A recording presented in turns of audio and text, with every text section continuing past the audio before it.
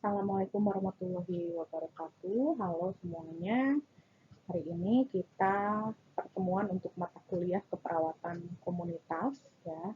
Tetapi pertemuan kali ini kita adalah dalam bentuk asinkron ya. Kita tidak tatap maya langsung tapi melalui video ya.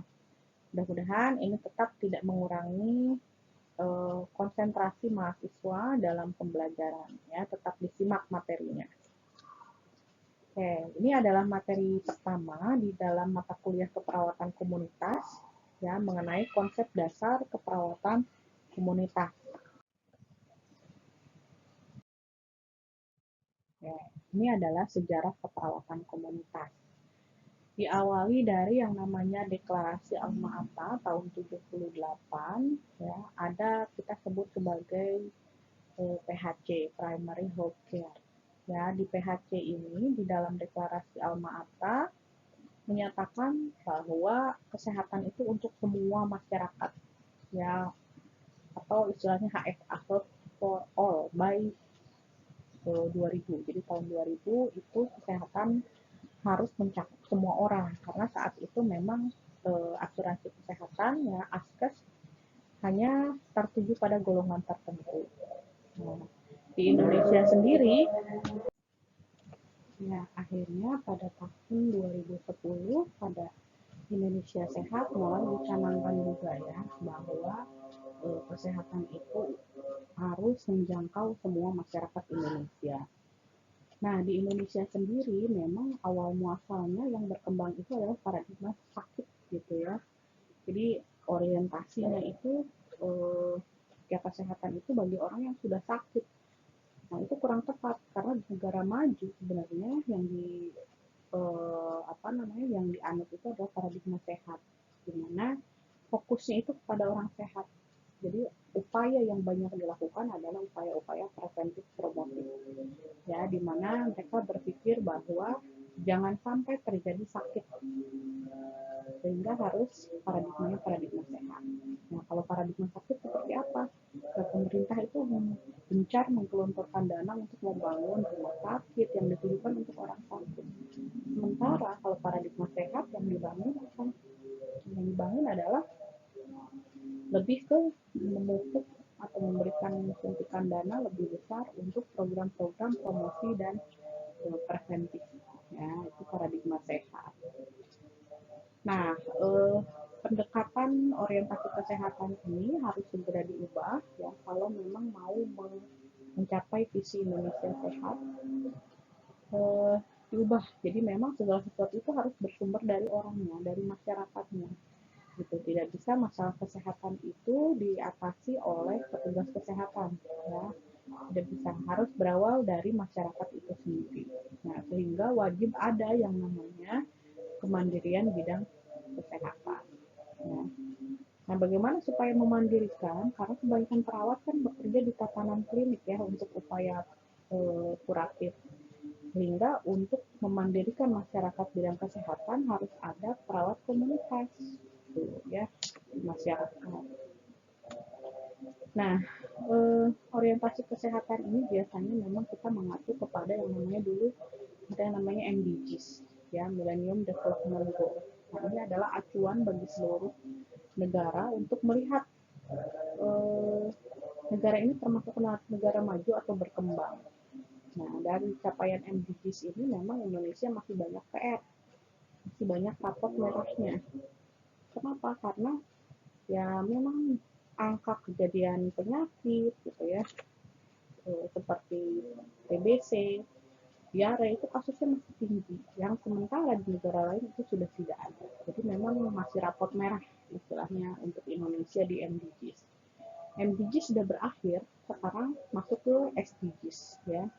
Di SDGs ini masih berlangsung ya, karena yang namanya SDGs adalah Sustainable Development Goals. Nah, ini adalah untuk mendorong orientasi kesehatan itu ya tadi, jangan paradigma sakit lagi gitu, tidak berfokus ke orang sakit. Kenapa?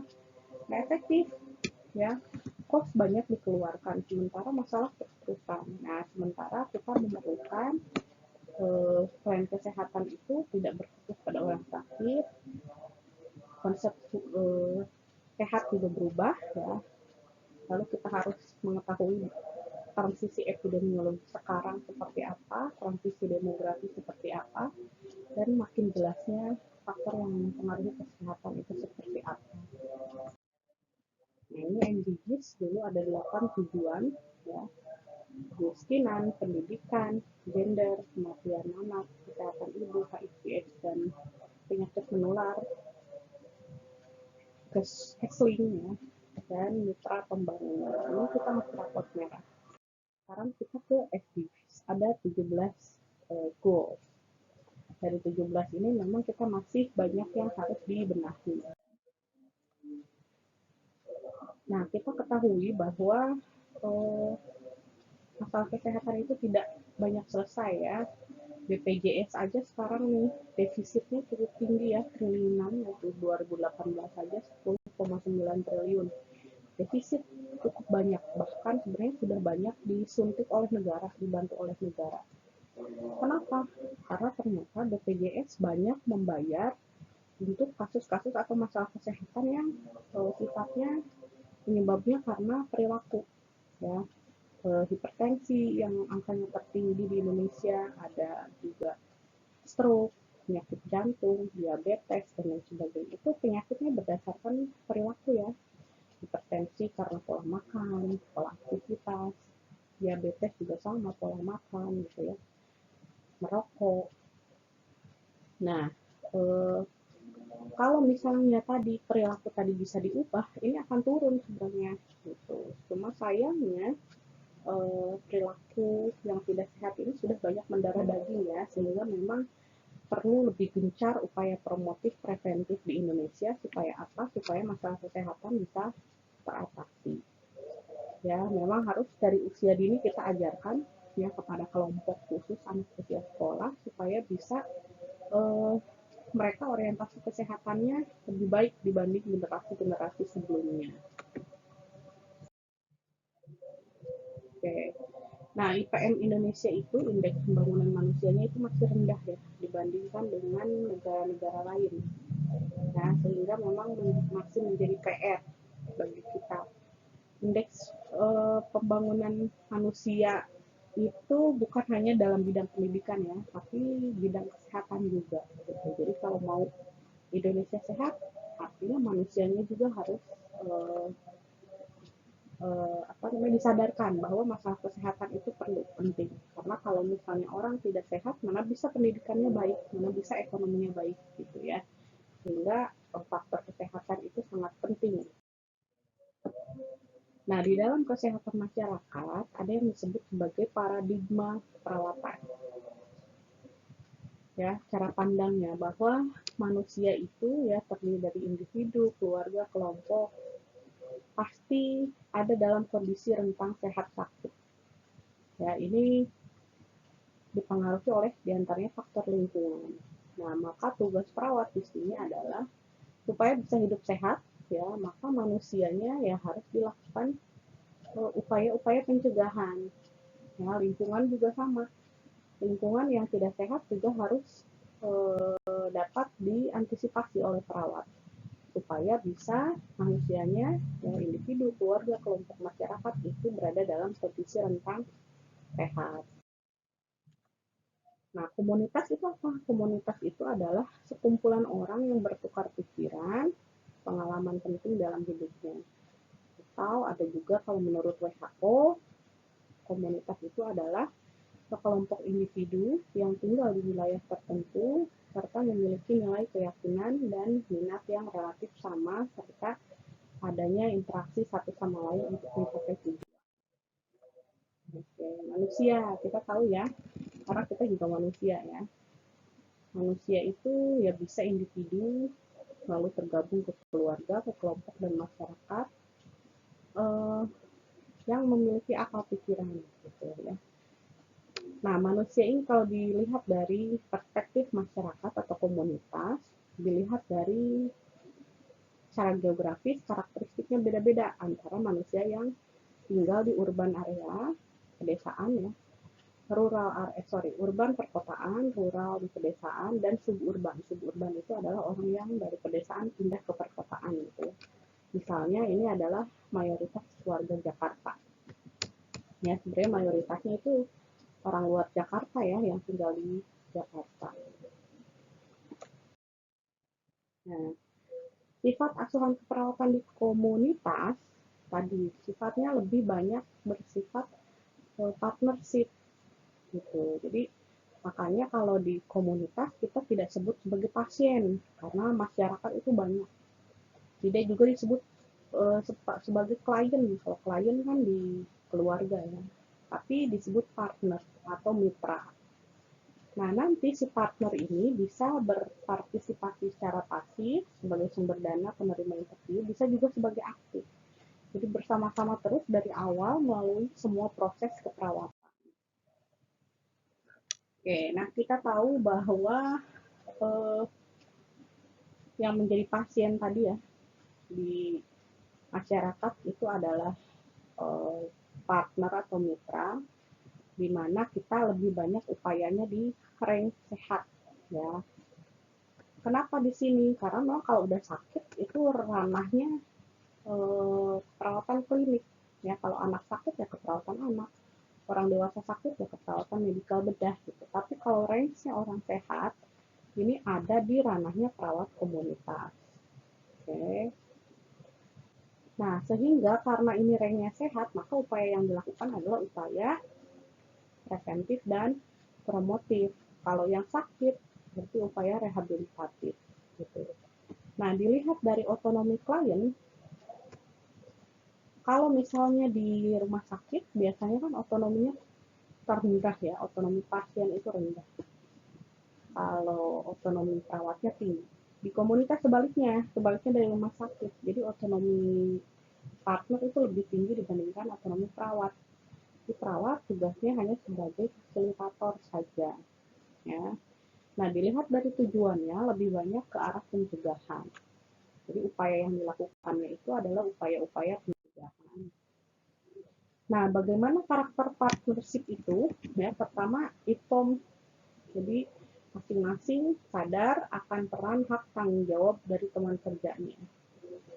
Biasanya di perawatan komunitas, ketika perawat melakukan pengkajian, mendapatkan masalah, maka dilakukan diseminasi. Makanya suka ada lokakarya mini atau lokmin RT gitu ya.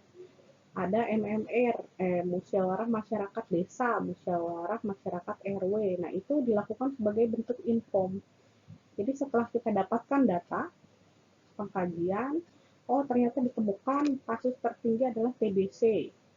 Datanya adalah data statistiknya A, B, C, D kita kemukakan. Itu kita kemukakan dalam bentuk diseminasi. Jadi kita mengumpulkan warga dan tokoh masyarakat yang berkepentingan. Gitu. Kita sampaikan hasil temuan kita. Sampaikan juga kita rencana kita. Karena masalahnya adalah TBC, Bapak Ibu, maka kami dari perawat komunitas akan melakukan intervensi misalnya berupa penyuluhan A, B, C, D. Gitu. Bagaimana Bapak Ibu, apakah setuju, apakah ada masukan untuk intervensi lain? Gitu. Itu bentuk inform, jadi ketika ada masukan dari masyarakat, maka itu menjadi hal yang harus didiskusikan, setuju atau tidak. Karena apa? Karena yang akan melakukan tindakannya adalah bersama, gitu, ya. Tidak hanya perawatnya saja, tapi masyarakatnya juga. Gitu. Kemudian fleksibel, ya tadi sesuai kemampuannya ya. Jadi kalau misalnya masyarakat, oh ya saya setuju, saya punya nih narasumbernya, misalnya dari masyarakat. Nah itu bisa dilibatkan di dalam intervensinya. Ya. Kalau misalnya masyarakat tidak setuju, maka kita harus fleksibel. Gitu. Seperti apa kemampuannya? Baik Pak, kalau Bapak tidak setuju, baiknya seperti apa ya programnya? Kita tawarkan. Ya, itu adalah bentuk negosiasi terhadap tingkat perubahan. Misalnya, maaf Pak, tapi di daerah ini kondisinya ABCD, boleh tidak kalau kita lakukan ABCD? Jadi bentuknya negosiasi, ya. Ini karakteristik partnership. Nah, dalam rentang sehat sakit, di masyarakat memang kita harus melihat berbagai indikator. Jadi ketika menginput data-data hasil pengkajian, maka kita harus lihat indikator sehat di masyarakat, di antaranya IMR, PBLR, MMR, UH. Nah, ini nanti ada di pertemuan yang kedua ya. Bagaimana cara mendapatkannya. Nah, kemudian kita juga harus perhatikan bahwa di masyarakat itu terjadi yang namanya transisi epidemiologi. 5F. Ya, 5F ini adalah faktor yang menyebabkan permasalahan kesehatan di masyarakat. Food, Pet, Fashion, Policy, Fund.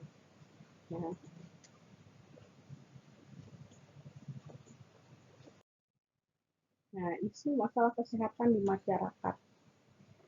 Nah, Indonesia di sini disebut memiliki beban ganda penyakit. Kenapa? Karena Indonesia itu di masa lalu masih banyak penyakit infeksi yang menular yang sampai sekarang belum tuntas permasalahannya. Ya, ada kusta atau lepra, TBC, itu sampai sekarang masih banyak kasusnya. Ditambah lagi, sekarang mulai ada penyakit infeksi yang baru ya, penyakit infeksi dan menular yang baru. Ada COVID, SARS, flu burung, Ebola, dan lain sebagainya. Ya. Ditambah lagi kasus bencana kecelakaan. Kecelakaan di darat, di laut, di udara, gitu ya. Ditambah lagi dengan bencana alam ya, yang di gunung ada gunung meletus, longsor, yang di laut ada tsunami, yang di darat ada banjir gitu. Jadi banyak sekali faktor yang menyebabkan masalah kesehatan di Indonesia, sehingga di sini Indonesia mengalami yang namanya beban ganda penyakit. Nah, untuk mengatasi tadi masalah ini supaya tidak banyak, maka penyakit yang bisa diantisipasi atau bisa dicegah, maka harus dicegah gitu. Karena kalau tidak kolaps bidang kesehatan, SDM terbatas, sarana prasarana terbatas, dana terbatas, maka harus ada yang kita cegah gitu. Untuk mencegah nggak mungkin semua perawat turun gitu ya, maka harus ada memang perawat komunitas ya, perawat di masyarakat yang mengedukasi masyarakat untuk terhindar dari berbagai masalah kesehatan. Oke, ini data 2005, tapi memang tidak jauh berbeda sama sekarang ya. Bedanya kalau dulu memang kardiovaskular disease yang paling tinggi kasus. Sampai sekarang pun sebenarnya tinggi ya, tapi sekarang sedang kalah oleh yang namanya COVID ya. Nah, dari semua usia ternyata banyak kasus kardiovaskular nih yang paling banyak. Nah, di mana kardiovaskular ini adalah masalah yang umumnya disebabkan karena pola makan, perilaku, ya, pola makan, pola istirahat tidur, dan lain sebagainya. Cancer juga sama, HIV juga perilaku, tuberkulosis juga perilaku, ya. Perilaku tidak menutup mulut ketika bersin dan lain sebagainya. Oke. Nah, ini adalah perbedaan antara pelayanan di rumah sakit dan masyarakat. Kalau di masyarakat tadi upaya yang preventif promotif, tapi tanpa mengesampingkan kuratif rehabilitatif. Jadi tingkat penyakit dan pencegahan juga dilihat dari faktor preventifnya. Ya. Nah, ini adalah upaya yang dilakukan berdasarkan proses penyakit dan tingkat pencegahannya. Kalau periode pre-patogen, nah ini preventif level 1. Di antaranya masalah nutrisi, PHBS, konseling, dan lain sebagainya. Kalau untuk spesifik protection, ini di prevensi ke-1 juga. Ya. Kalau periode patogen, artinya ini patogennya sudah masuk, sudah sakit. Dan second prevention, ya, diagnosis dini, temuan kasus. Nah, kalau misalnya sudah ada disability limitation, ya berarti harus dilakukan second prevention, ya, kesalahan kesehatan. Oke. Nah, rehabilitasi ini di third prevention. Ini adalah tingkat pencegahannya.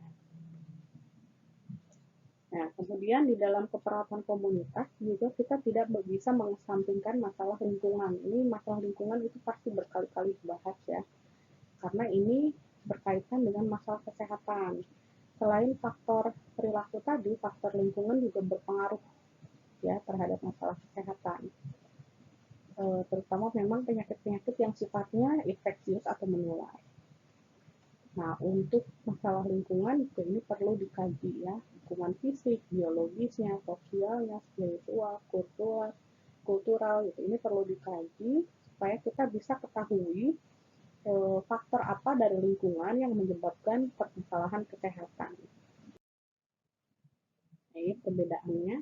Ya, kalau di rumah sakit tadi fokusnya pada pasien, nah kalau komunitas fokusnya ke keluarga, komunitas, kelompok. Pelayanannya ya episodik sesuai dengan kejadian kasus. Nah, tapi kalau di komunitas pelayanannya terdistribusi. Kalau di rumah sakit bekerja untuk spesialis tertentu. Tapi kalau komunitas ini bekerja pada semua kondisi sehat sakit. Kalau di rumah sakit ya kerjanya di suatu rumah sakit atau institusi. Tapi kalau di komunitas dengan semua institusi karena biasanya programnya banyak yang lintas sektor dan lintas program ya. Kemudian koordinasinya dengan institusi atau agensi. Kalau di komunitas ya koordinasi pelayanannya banyak ya dengan medis, bahkan dengan perusahaan industri. Jika memerlukan itu maka harus dilakukan. Oke, di rumah sakit perencanaannya individu. Kalau di komunitas yang berfokus pada keluarga. Lalu membatasi otonomi pasien gitu ya. Tapi kalau di sini justru mendorong otonomi dan kontrol keluarga. Karena nanti ketika pasien perawatnya sudah tidak dinas lagi di masyarakat, ya, maka harus dilanjutkan programnya oleh keluarga atau masyarakat itu sendiri. Ya, programnya itu wajib sustainable. Sustain artinya berkesinambungan terus-menerus, gitu ya. Hubungannya formal, tapi kalau di komunitas hubungannya biasanya intim, kita udah saling dekat antara perawat dengan masyarakat ya, bahkan sudah dianggap keluarga sendiri biasanya kalau kita membina trustnya baik ya. Di rumah sakit itu hubungannya terbatas, jadi kalau udah sembuh ya sudah, itu jarang ya yang sampai berlanjut. Tapi kalau komunitas ya itu harus memanfaatkan terus hubungannya karena bisa jadi programnya tahunan, tidak hanya 3 hari atau seminggu atau 2 minggu gitu ya, tidak sebentar. Nah, asumsi dasar di keperawatan komunitas, ya, sistem pelayanannya kompleks. Pelayanan kesehatannya ada 3 komponen ya. Keperawatan ini sebagai subsistem pelayanan kesehatan. Ya, fokus utamanya apa? Fokus utamanya adalah primary care, di mana Perkesmas itu diutamakan ya. Oke, nanti ini yang saya lewat, ini bisa kalian baca ya. Jadi saya tidak akan bahas satu persatu. Oke. Prinsip di keperawatan komunitas ini ada kemanfaatan, otonomi, keadilan. Ya.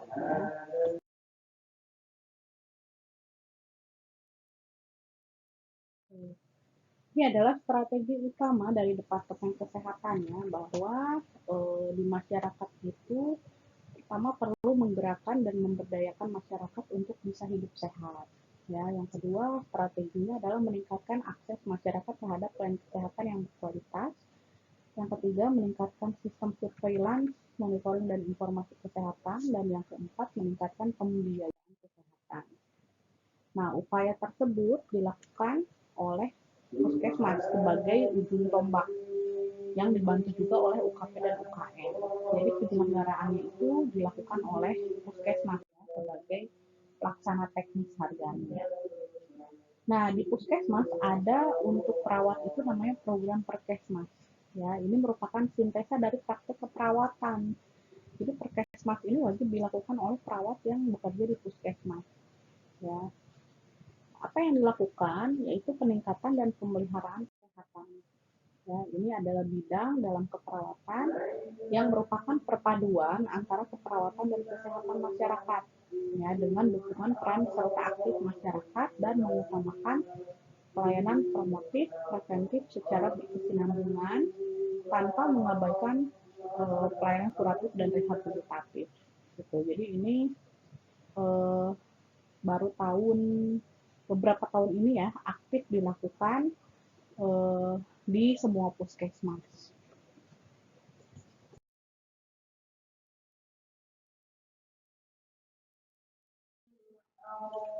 Sasaran puskesmas itu siapa? Bisa individu, bisa keluarga, bisa kelompok khusus dan masyarakat.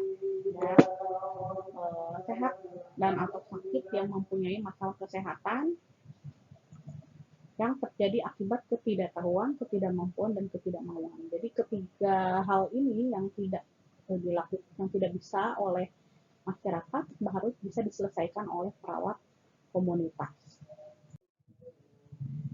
Siapa saja sasaran Perkesmas? Yaitu keluarga dengan rawan kesehatan.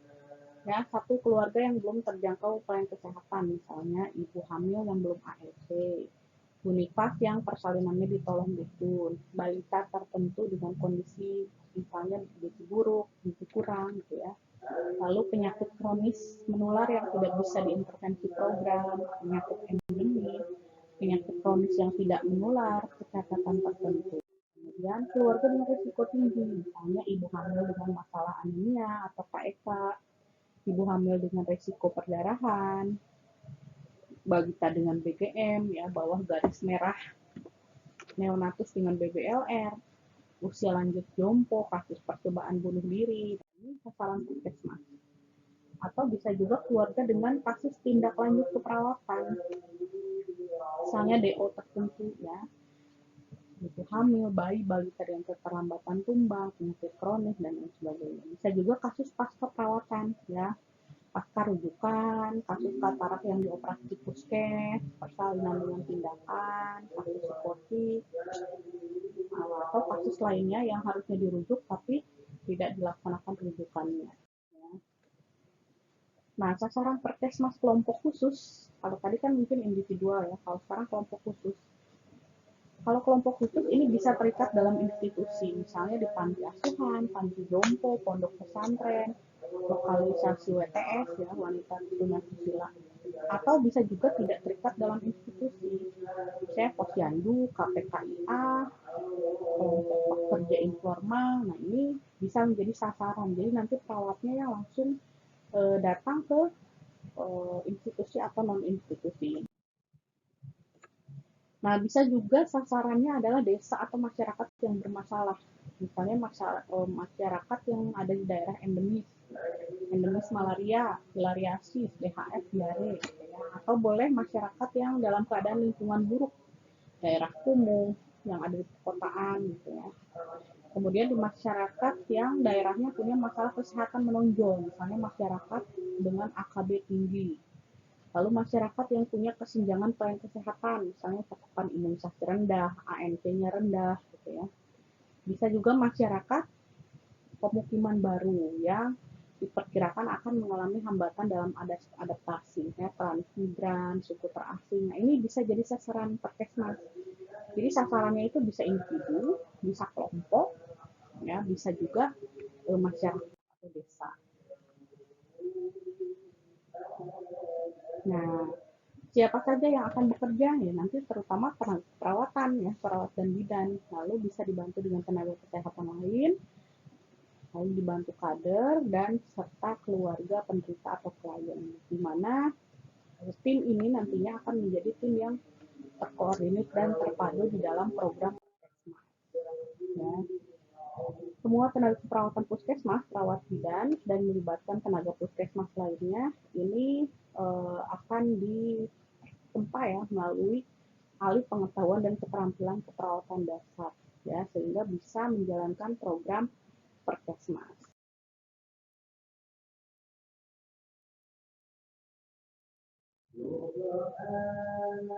Nah, sehingga intinya di dalam pendekatan proses keperawatan komunitas lebih mengalihkan peran pelayanan keperawatan yang tadinya dari tenaga pelaksana keperawatan dipindah kepada individu, keluarga, kelompok atau masyarakat ya, supaya mereka lebih mandiri. Tapi ini juga sebatas kewenangan yang boleh ya. Ada keterampilan yang bisa diajarkan kepada masyarakat, individu atau keluarga, ada juga yang tidak boleh. Ya, yang tidak boleh berarti yang harus melakukan tetap perawat. Tapi hal-hal yang bisa dilakukan oleh masyarakat secara mandiri, maka ini harus dialihkan tugasnya. Ya, itu prinsip pendekatan proses keperawatan komunitas. Sehingga bisa dilihat di sini peran perawat dan peran klien di masyarakat itu seperti apa, berkesinambungan gitu ya. Peran kliennya di sini ada ya, awalnya sedikit gitu, pertemuan pertama, pertemuan kedua, nanti lama-lama yang akan menjadi besar adalah peran kliennya yang ini ya. Jadi ini menunjukkan bahwa upaya pemberdayaan masyarakat oleh perawat itu berhasil. Jadi peran perawat lama-lama semakin tipis. Karena apa? Karena si klien atau mitranya itu sudah lebih mandiri. Jadi seperti itu. Itu tujuan di keperawatan komunitas ya. Nah, ini adalah teorinya di keperawatan komunitas ya, yang membedakan dengan di klinik. Kita teorinya menggunakan teori community as client ya, atau sekarang bukunya diganti, bukan community as client lagi tapi community as partner, buku CAP.